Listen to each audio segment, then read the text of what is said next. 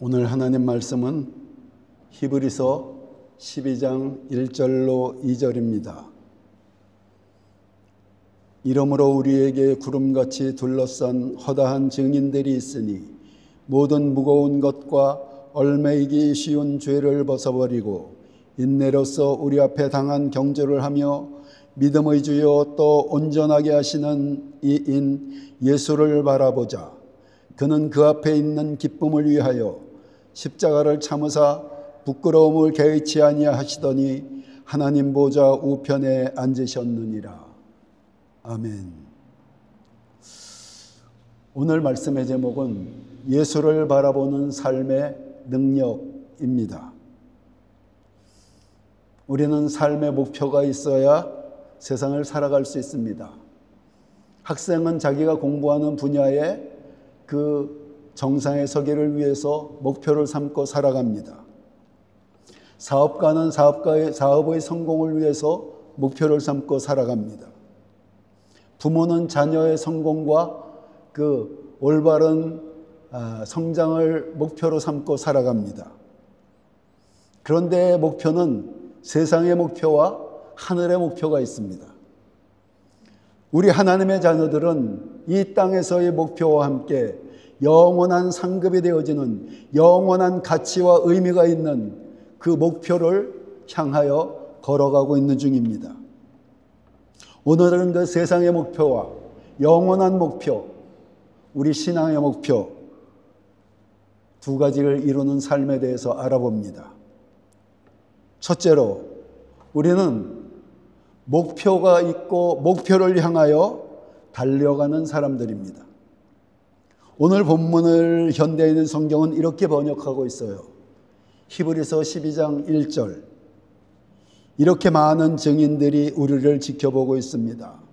그러므로 우리도 모든 무거운 짐과 얽매이기 쉬운 죄를 벗어버리고 목표를 향해 꾸준히 달려갑시다.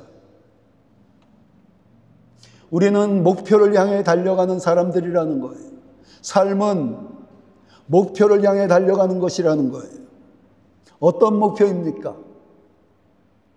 영원한 세상, 죽음 이후까지 연결되는 영원한 신앙의 목표를 우리 기독교인들은 향하여 달려가고 있어요. 여러분들이 의식하건 못하건 여러분들이 이 삶에서 사는 모든 삶은 나중에 하나님 앞에 계수하게 됩니다. 그리고 그것에 대한 영원한 가치를 평가받게 되는 거예요. 오늘 본문 히브리서 12장 1절로 2절 우리가 읽은 이 말씀은 믿음의 장이라고 말하는 히브리서 11장을 이은 내용이에요. 11장에 믿음의 사람들에 대한 이야기가 나옵니다.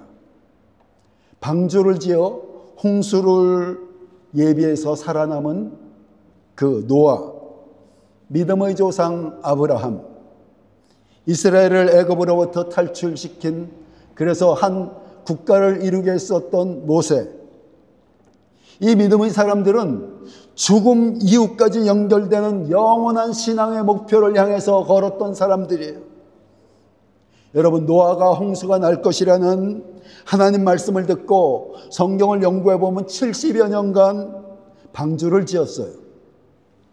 그것도 하나님이 명령하셔서 그 바닷가에다 지은 게 아니라 산 꼭대기에다 방주를 지었어요. 배를 지었어요. 그 오랜 세월 동안 그 사람들에게 얼마나 조롱을 당했을까? 사람들에게 홍수가 나서 세상이 물에 잠깁니다 라고 얘기했을 때 그 사람들이 그 말을 믿었겠어요? 지금 우리가 복음을 전하면은 듣지 않는 세상 사람들처럼 조롱을 당하고 무시당하는 그런 삶을 70여 년 동안 견뎌왔습니다. 그 과정 중에 노아는 자신도 때로는 의심했을 거예요. 과연 정말 이 세상이 물로 잠길까? 내가 이렇게 오랫동안 우리 가족들과 함께 짓고 있는 이 커다란 방주가 정말 소용이 있는 것일까? 그럼에도 노아는 뒤로 물러서지 않았어요. 하나님 명령에 따라 70년간 오직 방주를 짓는 사명에 전념했어요. 그리하여 신인류의 조상, 가족 모두가 홍수로부터 구원받아 신인류의 조상이 되었던 거예요. 모세는 어땠습니까? 모세는 이집트 노예였던 부모에게 태어났어요. 노예 신분이었어요. 그런데 우여곡절을 통해서 이집트 공주에게 구원을 받았어요. 이집트 공주의 양자가 되었어요. 그는 그 당시 그 중동 지역에 가장 강력했던, 문화가 꽃피었던, 부강했었던 이집트의 왕자로서 정말 미래가 활짝 열려져 있는 그런 삶이었어요.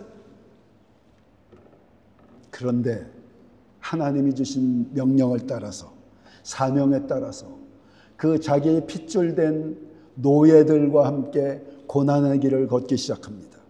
그리고 마침내 이스라엘을 노예로부터 해방시켜서 이스라엘 민족을 이루는 목표를 이뤄냈어요. 아브라함은 어쨌습니까? 하나님의 말씀을 따라 편안히 살 수 있는 고향을 떠나, 얘야, 내가 내게 지시하는 땅으로 가라. 그 땅의 경로가 1000km가 넘어요. 여러분, 옛날에 1000km가 되는 그 길을 간다는 게 얼마나 위험한 일인지 아십니까?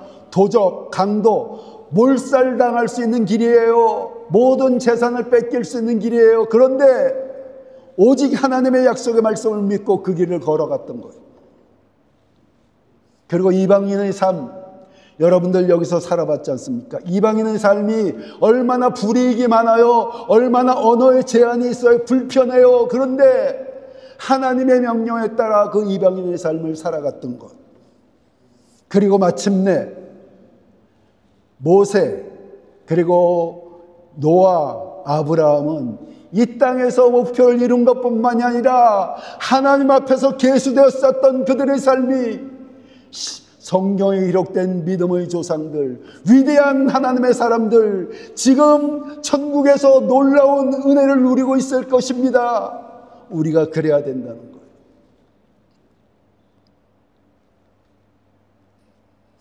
영원한 세상에 상급을 바라고 살아가야 된다는 거예요. 히브리서 11장 24절로 26절에 이렇게 말씀하십니다. 믿음으로 모세는 장성하여 바로의 공주의 아들이라 칭함받기를 거절하고 도리어 하나님의 백성과 함께 고난받기를 잠시 죄악의 낙을 누리는 것보다 더 좋아하고 그리스도를 위하여 받는 수모를 애굽의 모든 부하보다 더 큰 재물로 여겼으니 이는 상주심을 바라봄이라. 영원한 상급을 바라봄이라.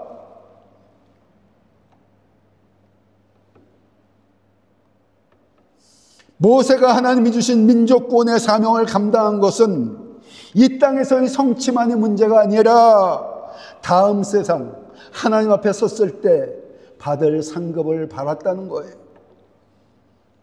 위의 말씀에는 두 가지 원리가 있습니다. 첫째로 노아, 아브라함, 그리고 모세, 그리고 믿음의 모든 사람들, 그리고 여러분들까지도 하나님이 세상을 살아갈 때 일을 주신다는 거예요. 여러분들에게 일을 주셔요. 사람은 누구나 세상을 살아가면서 해야 될 일이 있어요. 사업가의 일, 직장인의 일, 부모의 일, 아티스트의 일, 교수의 일, 누구나 해야 할 일이 있다는 거예요. 우리의 일이 여러분들의 삶의 목표가 됩니다. 그 목표 없는 사람은 삶을 허비하게 돼 있고 방황하며 죄와 중독의 그 깊은 수렁에 빠질 수밖에 없어요. 꿈이 없는 백성은 망하느니라. 성경이 이렇게 말씀하셔요. 여러분들의 일이 여러분들의 꿈이며 여러분들의 세상을 살아갈 때 여러분들을 살게 하는 동력이 되는 거예요. 그러나 여러분들은 하나님의 자녀예요. 기독교인들이에요. 영광스러운 하나님의 로얄 패밀리예요. 그렇다면은 우리 일은 일로 끝나지 않는다는 거예요.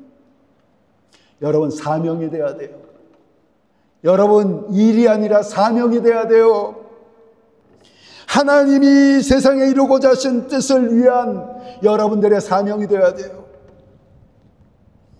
우리 일은 하나님이 이 세상에 하나님 나라를 확장하는 일에 대한 여러분들의 사명인 것이에요. 하나님이 여러분들에게 일을 주신 이유가 무엇입니까?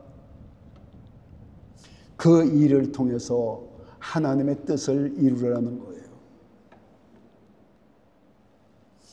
우리 일의 목표를 향해서 가는 과정 중에서 주님의 마음을 갖고 여러분들 만나는 사람들, 주변 사람들 섬겨주고 주변 사람들에게 희생하고 양보해서 그들의 마음을 감동시키라는 거예요. 그래서 해야 될 일, 그들의 영혼을 구원하라는 거예요. 우리 일의 분야에서 최선을 다해서 영향력 있는 자리에 올라가라는 거예요. 그러면 여러분들의 행동, 여러분들의 말, 여러분들의 삶이 영향을 끼치게 돼 있어요. 그걸 보고 사람들이 도전을 받고 영감을 받고 그들에게 복음을 전해서 이 세상에 하늘나라를 확장하는 여러분들이 이 사명이 되라는 거예요. 예수님도 영혼 구원을 가장 중요하게 여기셨어요. 마가복음 1장 38절로 39절입니다. 이르시되 우리가 다른 가까운 마을들로 가자. 거기서도 전도하리니 내가 이를 위하여 왔노라 하시고 이에 온 갈릴리에 다니시며 그들의 여러 회당에서 전도하시고 또 귀신들을 내쫓으시더라. 예수님이 그러셨어요. 내가 이 땅에 온 이유가 영혼 구원이다, 전도다.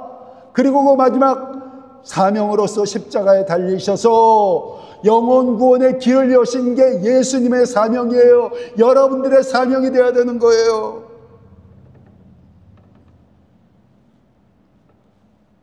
우리가 주변에서 만나는 사람들에게 내 자신을 양보하고 희생하고 그리고 그들을 섬겨주고 그러면 사람들의 마음이 열리게 돼 있어요.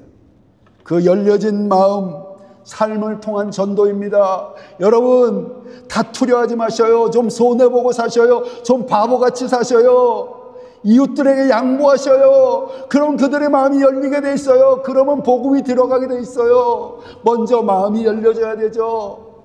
우리가 이 땅에서 뭘 그렇게 아둥바둥 그 사람들과 경쟁하면서 내 자신과 경쟁하셔요.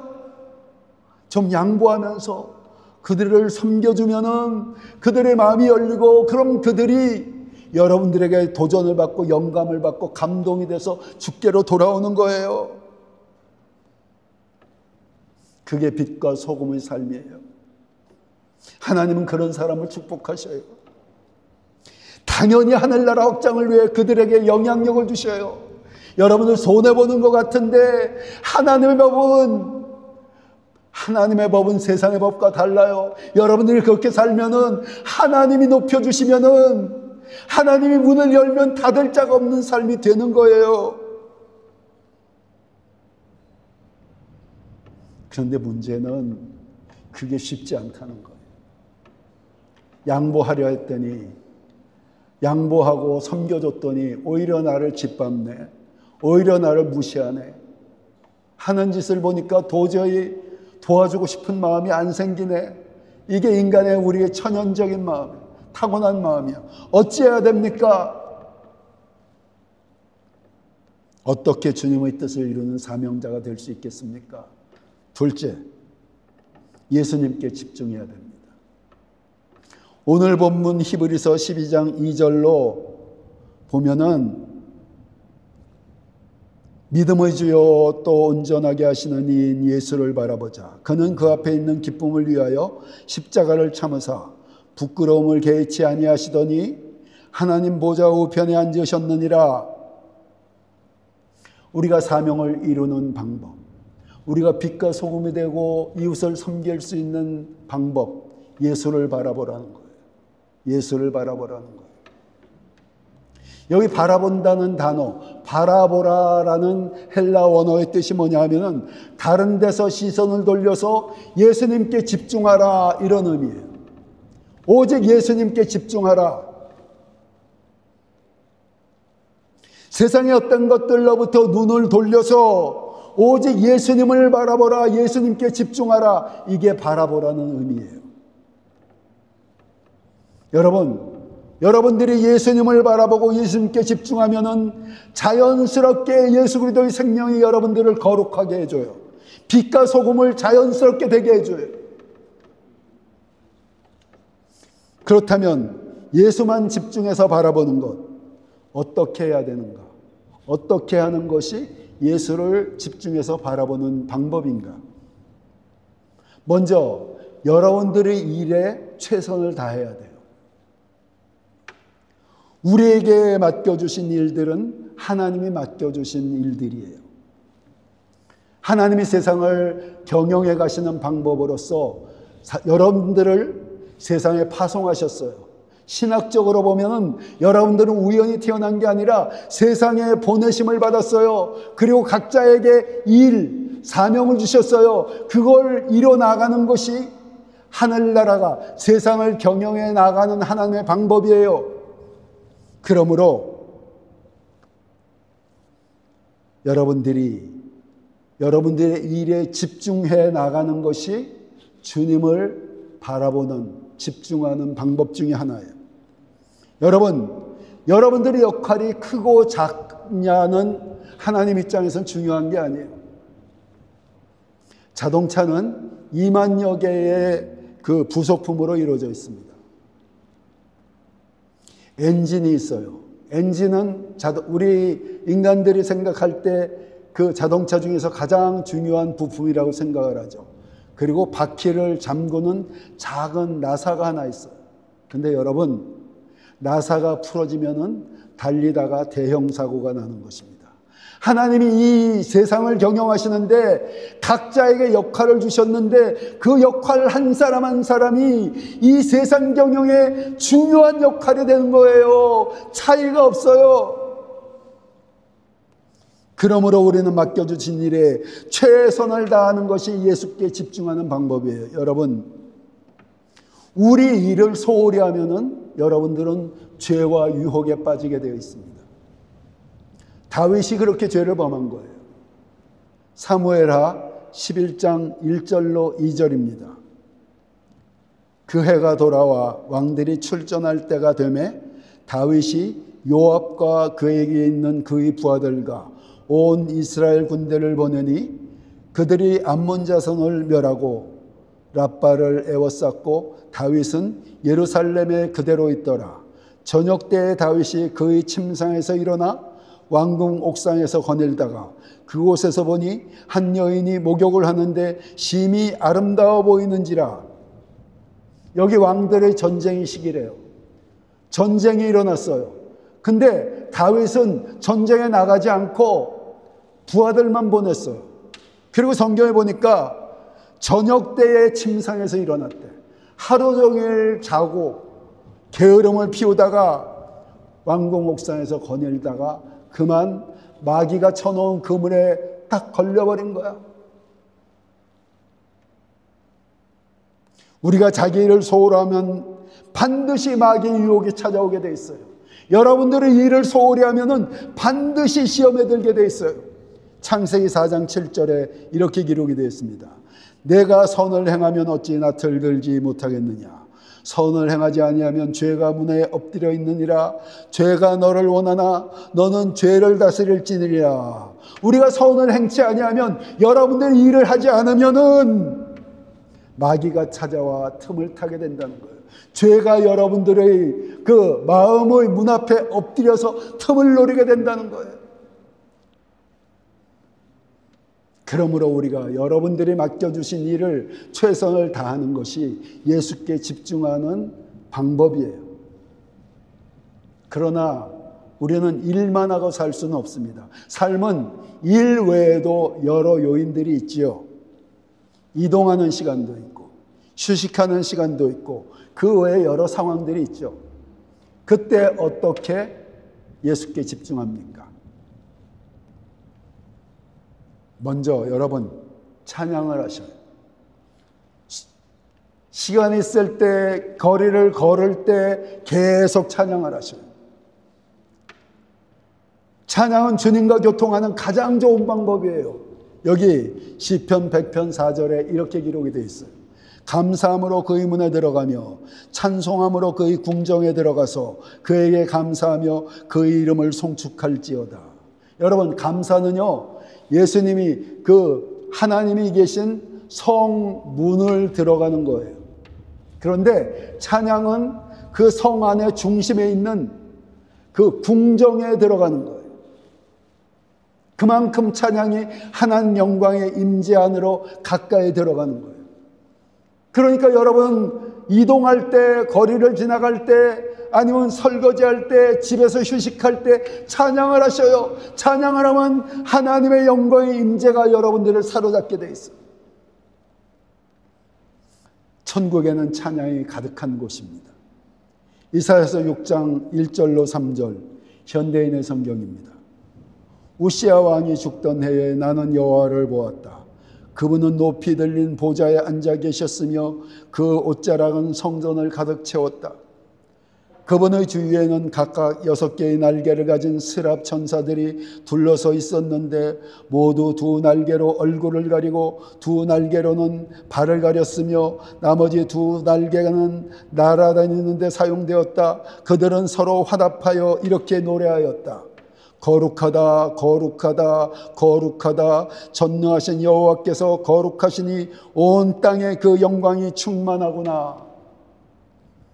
천사들이 천국에서 계속 찬양을 하고 있는 거예요.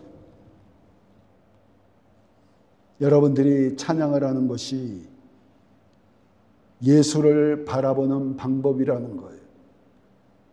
그리고 말씀을 묵상하셔요.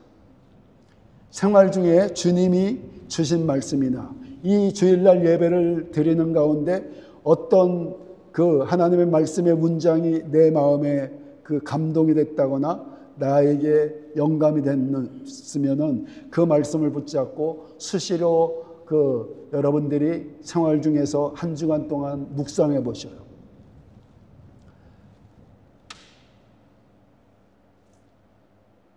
내 얘기를 해서 미안합니다. 나는 하루에 한 1시간가량을 계속 산책을 해요. 그런데 그 산책하는 시간이 가장 주님과 깊은 교제가 이루어지는 시간이야. 산책을 하면서 계속 말씀을 묵상하면은 세상과 나는 간 곳이 없고 오직 예수만 보이는 그런 상태가 돼요. 정말 기가 막혀요. 그럴 때 주님의 음성이 내게 가장 많이 들려요. 여러분, 산책하면서 말씀을 묵상해 보세요. 기가 막힌 은혜가 있어요. 그것이 주님께 집중하는 방법이에요. 그리고 중요한 방법이 주님의 이름을 부르는 거예요. 일상생활에서 걸을 때나 휴식할 때나 주님에게 주님의 이름을 불러보셔요. 주여. 여러분이 주여 하면서 딴 생각할 수 있습니까? 우리가 주여 하는 순간이 여러분들이 가장 거룩해지는 순간이에요. 여러분들이 주여 하고 주님의 이름을 부르는 순간이 이 땅에서 살 때 가장 여러분 심령이 거룩해지는 순간이에요. 당연히 주님 하면은 우리 심령이 거룩해지면서 성령의 임재가 오게 돼 있어요. 여러분 느끼던 못 느끼던 신령한 상태가 되고 거룩한 상태가 돼요. 주님의 이름을 부르셔요. 주님의 이름을 부르는 순간만큼 우리는 집중하게 되는 것입니다. 또 주님의 이름을 부르면 구원의 역사가 있어요. 여러분, 분노가 일어날 때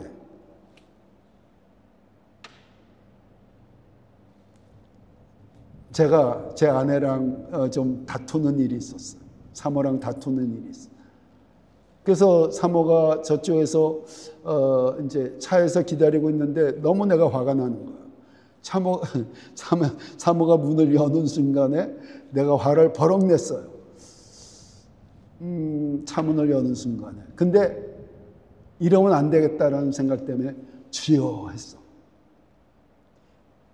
내 의지가 아니고 그 순간에 기가 막히게 내가 주여 하는 순간에 그 분노의 감정들이 어떻게 그렇게 사라지는지, 그리고 내 마음에 세상이 줄 수 없는 주님이 주시는 그 가라앉음과 평화가 임했어요. 여러분들이 분노가 일어나는 순간, 아니면 위급한 순간, 아니면 유혹을 당하는 순간 주님의 이름을 불러오셔요. 구원을 경험합니다. 사도행전 2장 21절에 이렇게 기록이 되어 있어요. 누구든지 주의 이름을 부르는 자는 구원을 받으리라 하였느니라. 이 구원의 이 말씀은 굉장히 깊은 의미가 있지만 일상생활에서 이렇게 우리 사소한 것들로부터의 구원도 이루어지는 역사가 있어요. 사람들은 누구나 자기 루틴이 있습니다. 영적 루틴이 있어서 어떤 방법들을 통해서 주님과 깊은 교통과 동행해 나가는 방법을 가진 주의종들이 있어요. 조영교 목사님은 예수의 영이신 성령님과의 인격적인 교통을 통해서 주님과 집중했어요. 매 순간 성령님과 의논하고 교통함으로 그분의 고백에 따르면은 바깥 세상 이렇게 걸어갈 때나 생활할 때 바깥 세상하고 유리된 그냥 주님과 깊은 교통 안에 거하는 그런 상태로 살아갔대. 바깥 세상이 거의 영향을 끼치지 못한 상태로 살아갔대요. 그러니까 그 놀라운 역사가 일어난 거야. 2000년 기독교 역사상 유례가 없는 가장 큰 교회, 지금 현재 가장 큰 교회가 아니라 기독교 역사상 2000년 역사상 가장 큰 교회를 그분을 통해서 하나님이 이루셨던 이유가 성령님과 세상과 나는 간 곳 없고 오직 주님과 교통과 집중하는 삶을 살았더니 그렇게 되는 거예요. 미국의 세계적인 신유사역자 베니인 목사님, 어느 날 강한 성령의 그 역사를 경험했어요. 성령이 강력하게 임했어요. 다음날 아침에 일어났는데 그 성령의 임재가 너무나 강하니까 마치 사람이 어떤 존재가 앞에 있는 것처럼 성령님 안녕하셔요 이렇게 인사를 하게 되더래요. 옛날에 한 20여 년 전에 20, 30년 전에 우리나라에 그분이 쓴 책이 있었어요. 제목이 성령님 안녕하셔요. 그런 여러 가지 주님을 바라보는 비결들의 목적은 우리 마음이 주님께 집중하는 거예요.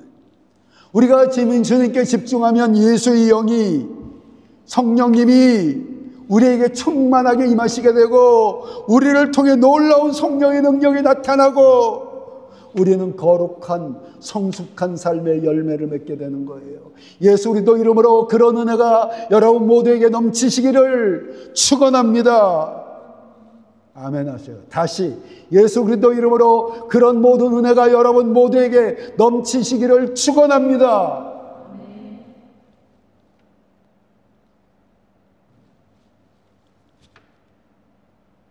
그러므로 예수를 바라보는 비결을 활용하면은 주님이 맡겨주신 세상의 일, 목표를 이루게 되고 그 목표를 이루어가는 과정에서 여러분들이 빛과 소금의 역할이 감당이 되어질 것이며 세상의 목표를 이루어 생긴 영향력으로 이웃들을 주께로 인도하고 세상을 변화시키는 데 여러분들이 쓰임받는 사람들이 되어질 것입니다.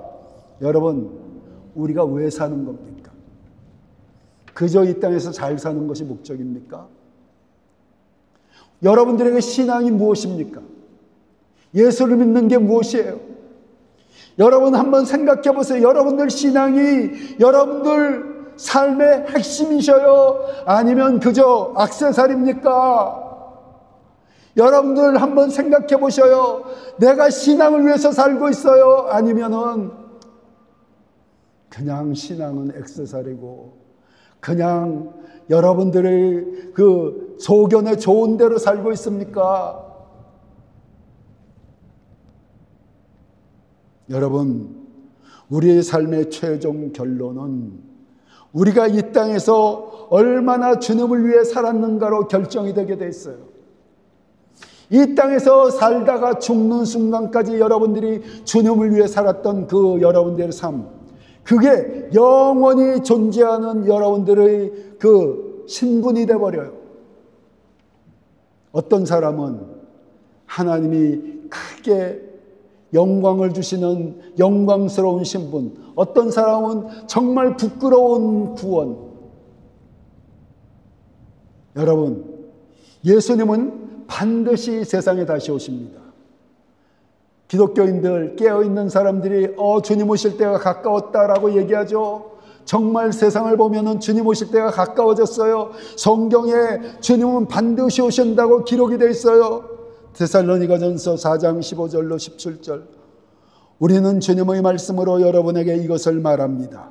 주님께서 오실 때까지 살아남아 있는 우리가 이미 잡는 사람들보다 결코 앞서지 못할 것입니다.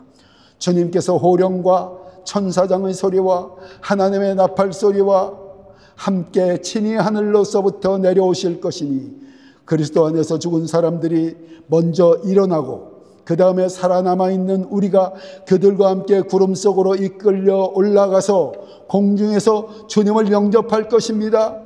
이리하여 우리가 항상 주님과 함께 있을 것입니다. 성경이 너무나 분명하게 말씀하지 않습니까? 여러분 한번 상상해 보세요. 갑자기 어느 날 이 우주에, 이 하늘에 웅장한 하늘의 음악소리, 웅장한 이 우주를 진동시키는 그 음악소리가 나면서, 그리고 커다란 물과 같은, 많은 물 같은 소리가 우주에 진동하면서 주님이 오십니다 하면서 예수께서 구름을 타고 이 땅에 강림하시는 그날에 대한 기록이에요. 그날에 어떻게 되느냐? 예수 안에서 먼저 죽은 자들이 일어나게 된대요. 부활의 몸을 입고 일어나게 된대요. 우리는, 제대로 예수 믿는 우리는 하늘로 들려 올라간대요. 성경이 그렇게 기록해놨어요. 그때 오시는 주님은 초림 때 오셨던 구원의, 십자가의 구원의 주님이 아니에요. 심판의 주로서 오십니다. 세상을 심판하러 오십니다. 그때 우리가 변화된대요. 어떻게? 부활의 몸으로. 그런데 그 부활의 몸에 차이가 있대요. 여러분들 이 자리에 앉아 계신데 여러분들 다 차이가 있는 모습으로 부활된대요. 고린도전서 15장 41절로 44절.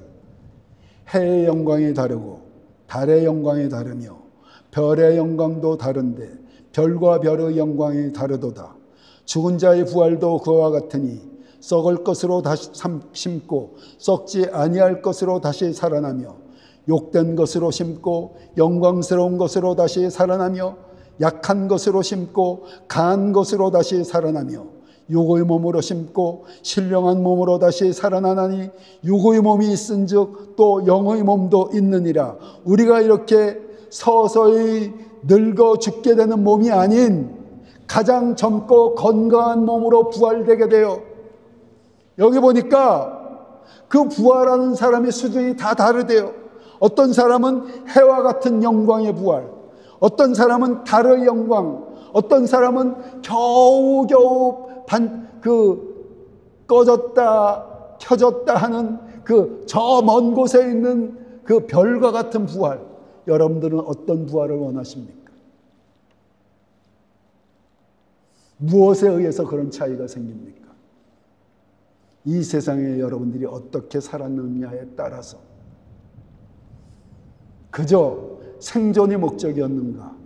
주님을 위해서 내가 내 삶을 바치겠다는, 내가 생명이라도 바치겠다는 그런 믿음으로 살았는가? 그거에 의해서 여러분들이 영원히 존재한다는 거예요. 수준이 영원히 존재하게 된다는 거예요. 다음 세상에 가면은 그 성장과 변화가 없어요. 이 땅에서 여러분들이 사는 동안에 성장과 변화가 있어야 되는 거예요. 다니엘서 12장 2절로 3절에 이렇게 말씀하십니다. 땅의 티끌 가운데서 자는 자 중에서, 땅의 티끌 가운데서 자는 자, 죽어서 땅에서 지금 묻혀서 흙이 된 사람들, 이걸 죽음이라고 표현 안 하고 자는 자 중에서 많은 사람이 깨어나 부활의 날에 깨어나 영생을 받는 자도 있겠고 수치를 당하여서 영원히 부끄러움을 당한 자도 있을 것이며, 지혜 있는 자는 궁창의 빛과 같이 빛날 것이요 많은 사람을 옳은 대로 돌아오게 한 자는 별과 같이 영원토록 빛나리라. 여기 얼마나 차이가 있습니까? 영원토록 빛나는 사람들이 있대요.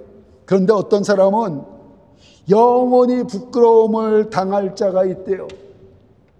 부활을 했는데 영원히 부끄러움을 당할 정도로 보잘것없는 존재로 살아가게 된대.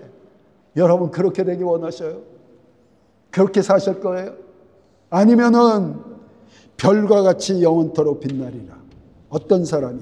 많은 사람을 옳은 대로 돌아오게 한 사람. 많은 사람을 옳은 대로 돌아오게 하는 게 뭐예요? 가장 중요한 것, 영혼 구원. 많은 사람을 사망에서 생명으로 옮겨지게 한 사람은 영원히 별과 같이 빛난대요. 여러분들 그런 삶이 되기를 원하지 않으십니까? 나는 그런 삶이 되길 원해요. 여러분들도 그런 삶이 되기를 예수 그리스도 이름으로 축원합니다. 우리는 생존이 목적인 사람들이 아닙니다. 짐승들은 오직 생존이 목적이에요. 그들은 그냥 생존하는 게 목적이야. 그러나 우리는 사명이 목적인 사람들이, 하나님의 사명을 부여해 세상에 여러분들을 보내신 존귀한 사람들이에요. 그러므로 우리는 세상을 변화시킬 사명자들이 되기 위해 예수를 바라보시기 바랍니다. 예수께 집중하고 예수와 동행하시기 바랍니다. 그럴 때 우리는 예수를 닮은 제자들이 되고 우리에게 맡겨주신 그 사명을 통해 세상을 변화시키는 사람들이 되는 것입니다. 그런 은혜가 우리 모두에게 넘치시기를 예수님의 이름으로 축원합니다.